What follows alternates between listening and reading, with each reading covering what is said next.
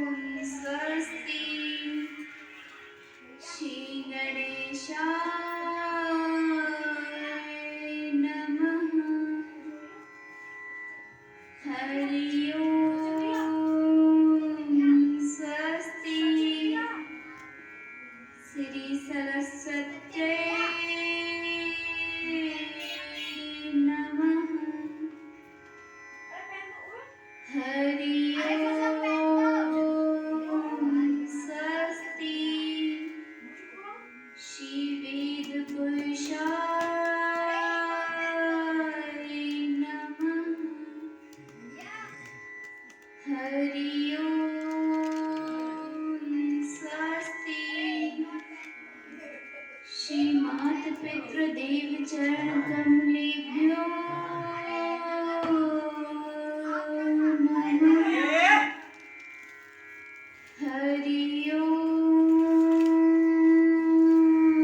स्वस्ति श्री गुरु चरण कमलेभ्यो नमः। गुरुर्ब्रह्मा गुरुर्विष्णु गुरुदेवो महेश्वरः।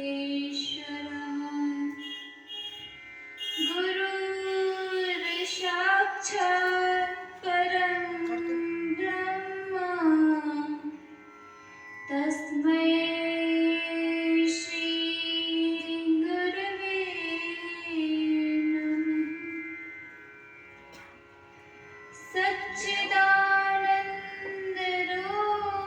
सच्चिदानन्दरूपाय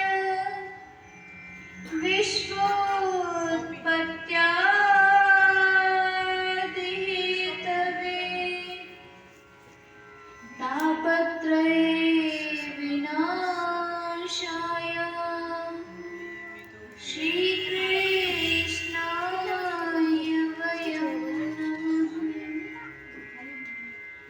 राधे मेरी मात है,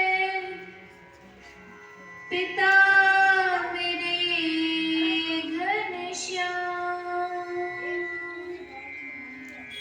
इन दोनों के चरणों में मेरा कोटि कोटि प्रणाम।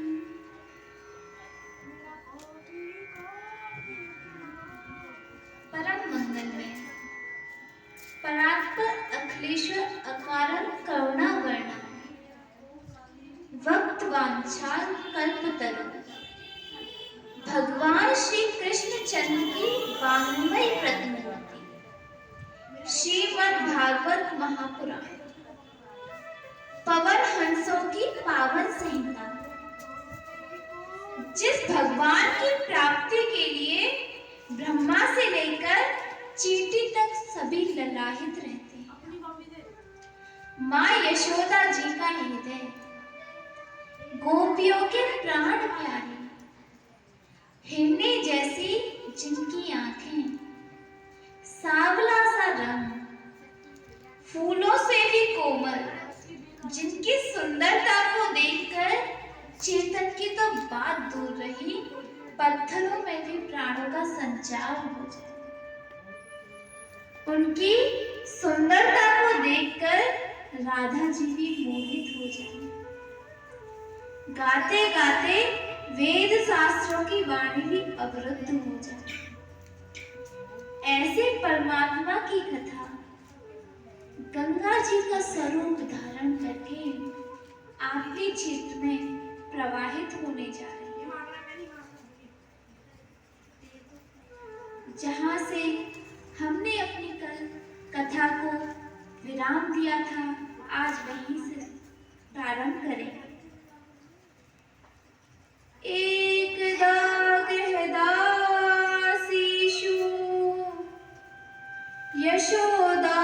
यशोदानंद गेहनी कर्मान्तर्नियोक्तासु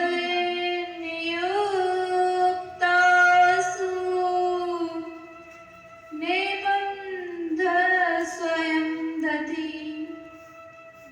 सुखदेव जी कहते हैं, परीक्षित, एक समय की बात है, नंदरानी यशोदा जी ने अपनी दासियों को दूसरों के कामों में लगा दिया और स्वयं कन्हैया जी के लिए दधी मथने लगी।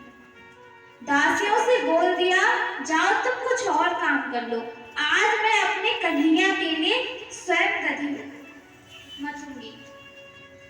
तो मैया अपने कन्हैया के लिए स्वयं दधी मथने लगी।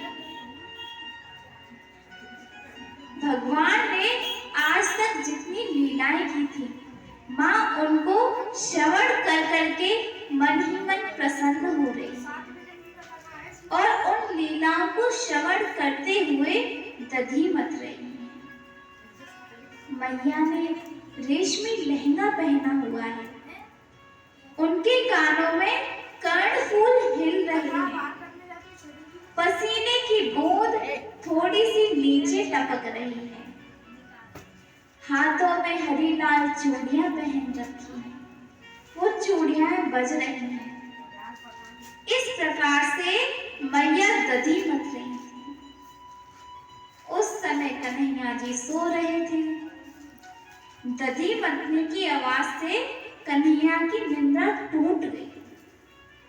कन्हैया ने देखा, मेरी मैया मेरे लिए दधी मथ रही है, मैया मेरे लिए कितना परिश्रम कर रही है। तब उनको दया आ गई और कन्हैया पलने से उतरे और मैया के पीछे आकर मैया को पीछे से पकड़ लिया और कहने लगे, मैया मैया मुझे भूख लग रही है, मुझे दूध पिला दो, मुझे बहुत तेज भूख लग रही है। तो मैया बोलने लगी, लाला नेक रुक जा, देख तेरे लिए तो ये माखन बना रही हूँ, तू नेक सब्र ना कर सके। तो लाला रोने लगे, ओ मैया को भूख लगी है। अब तो मैया को लगा लाला को सच में भूख लग रही है। तब मैया ने अपने लाला को उठाया, सीने से लगाया और दूध पिलाने लगी। इधर परमगंधा की गाय का दूध चूल्हे पर उबल रहा था।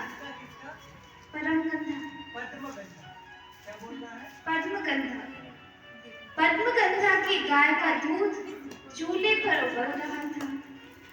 अब वह दूध विचार करने लगा, कन्हैया मुझे छोड़कर मैया का दूध पी रहे हैं, क्यों ना मैं आत्महत्या करके मर जाऊं। ऐसे जीवन का क्या लाभ जो भगवान के ही काम ना आए। इससे तो अच्छा मैं आत्महत्या करके मर ही जाऊं। तब दूध ने उफड़ना चालू कर दिया। उतने में ही मैया की दृष्टि उस दूध पर पड़ी। तो मैया ने कन्हैया को तो नीचे पटक दिया और उस दूध की तरफ दौड़ी भागी गई। अब कन्हैया को गुस्सा आ गया, अब मैया के लिए मुझसे जरूरी वो दूध हो गया। मैया ने मुझको पटक दिया और उस दूध के लिए देखो कैसे भागी भागी गई हैं। और कन्हैया जी ने गुस्से में उठकर मटके की तरफ निकल पड़े। यहाँ दूध पुनः विचार करने लगा, मैंने बिना कारण ही माता और पुत्र के बीच दरार डाल दी, उन्हें एक दूसरे से अलग कर दिया। यहाँ कन्हैया जी ने लाठी से सबले मटके फोड़ डाले। यहाँ कन्हैया जी तो मैया ने मटकों की आवाज सुनी और वो कन्हैया को की तरफ निकल पड़ी। अब कन्हैया जी घबरा गए, अब तो मेरी खैर नहीं, मैया आज तो मुझे छोड़ने वाली नहीं है। कन्हैया जी विचार करने लगे, फूटे हुए मटके यदि मैया देख लेगी तो मैं बोल दूंगा इन बंदरों ने फोड़े हैं।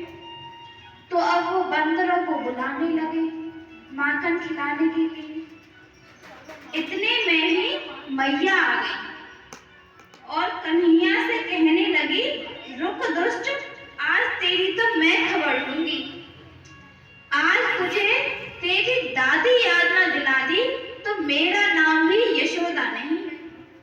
सुखदेव जी कहते हैं, परीक्षित, माँ यशोदा धन्य है जिससे आज भगवान भी डरकर भाग रहे हैं, जिसने सुदर्शन चक्र से पता नहीं कितने असुरों का वध किया है।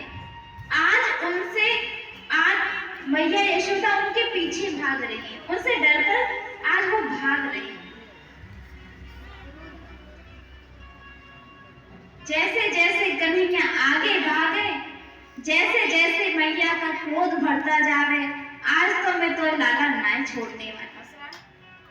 अब मैया कहती है, तू कितनों भी भाग ले, एक बार पकड़ में आ गयो तब मैं भी देखूंगी तुम्हें कौन बचावे। तब भगवान कहने लगे, मैया मोह मत मार, मैया मोह मत मार, आज की बात ऐसी गलती मैं कबू ना करूंगो। तब मैया कहने लगी, तब तो पिटने को इतना ही डर है तो तेने मटका काय को फोड़े।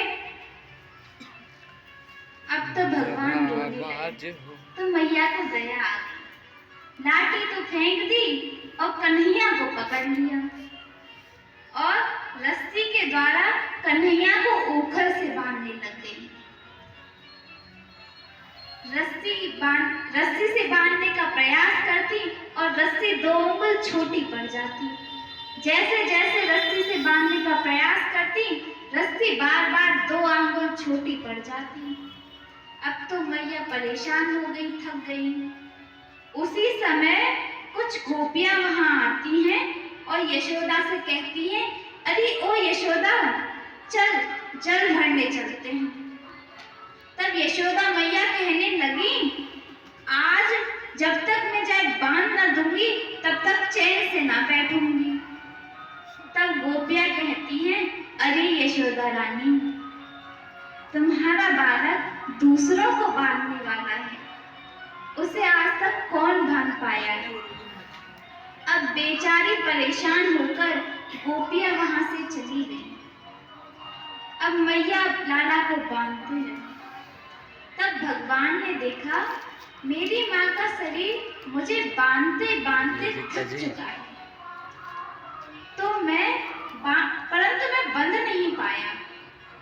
मैया पसीने से लथपथ हो गई, चोटी दूसरी उनकी चोटी की मालाएं बिखर गई और यशोदा मैया काफी थक गई।